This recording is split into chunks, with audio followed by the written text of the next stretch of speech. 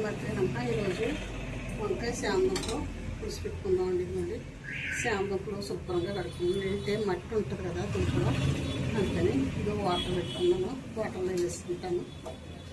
ఇవి ఉడికిన తర్వాత మనం ఒలిసేసుకుని శుభ్రంగానే పులుసు పెట్టుకుందామండి. కొంతమంది దుంపలు ఎలా ఉడికిందో చూడండి. దుంపలు అయితే ఉడికిపోయి చూడండి, ఈ విధంగా తొక్కచ్చిగా ఉడికిపోయి ఈసారి కట్టేస్తానండి. పొరుచుకుంటాను. గిన్నె పెట్టుకున్నానండి. ఆయిల్ వేసుకుంటున్నాను.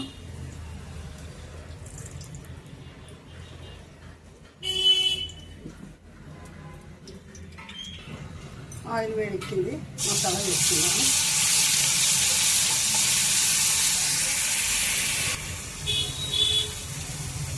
కొంచెం ఉప్పు కూడా వేసుకున్నాము. పెద్ద ఉప్పు వేసుకున్నాము.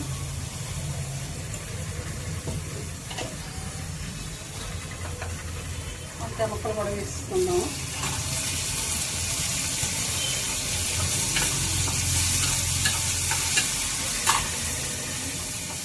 ఇవన్నీ చామదుంపలు ఉడకబెట్టి వేసుకున్నాము. వేసేసి ఇది ఒకసారి మనం పైకి కొంచెం కలుపుకుని కారం కూడా వేసుకున్నామండి.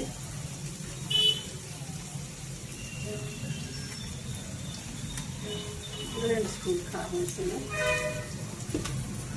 కొంచెం పసుపు కూడా వేసుకున్నాము.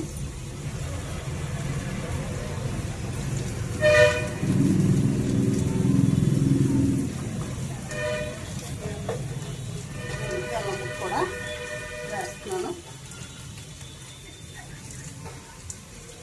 ఒక నిమిషం మనం అలా వేయించుకుని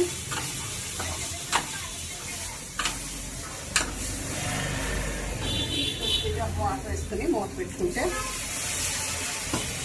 అంతా ముక్కలకి బాగా ఉప్పు కారం పడుతుందండి. ఒక్క నిమిషం మూత పెట్టుకుని ఈ లోపల మనం చింతపండు పులుసు తీసుకుంటే సరిపోతుంది. నిమిషం అలా మూత పెట్టుకున్నాము. చింతపండు రసం కూడా వేసుకున్నాము. చింతపండు రసం వేసేస్తున్నాను.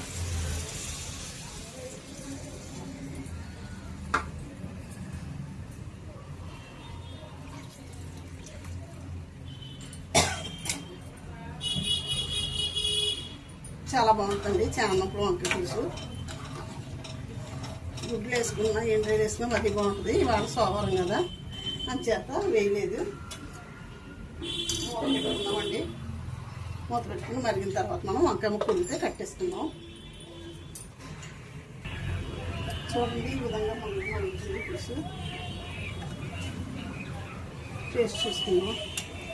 చిక్కబడిపోతుందండి. ఇంకా కొంచెం అయితే చక్కగా అయితే సరిపోద్ది. తీసి కొంచెం ఉప్పు పడుతుందండి. ఉప్పు వేస్తాను. చాలా బాగుంటుందండి పులుసు అయితేనే. చామదుంప వంకాయ పులుసు చాలా టేస్టీగా ఉంటుంది. ఉప్పు వేస్తున్నాను. ఒక్కొక్క నిమిషం మరుగుతుంది. మనకి ఉప్పు పెరుగుతుంది. పులుసు ఇంకా కొంచెం చెక్కబడుతుందండి. ఒకసారి పులుసు చూద్దామండి. చూడండి, చామదుంప వంకాయ పులుసు రెడీ అయిపోయిందండి. చెక్కబడిపోయింది పులుసు అయితేనే. చూడండి, కట్టేద్దామండి. ఈసారి కట్టేసుకుంటే చాలా బాగుంటుందండి.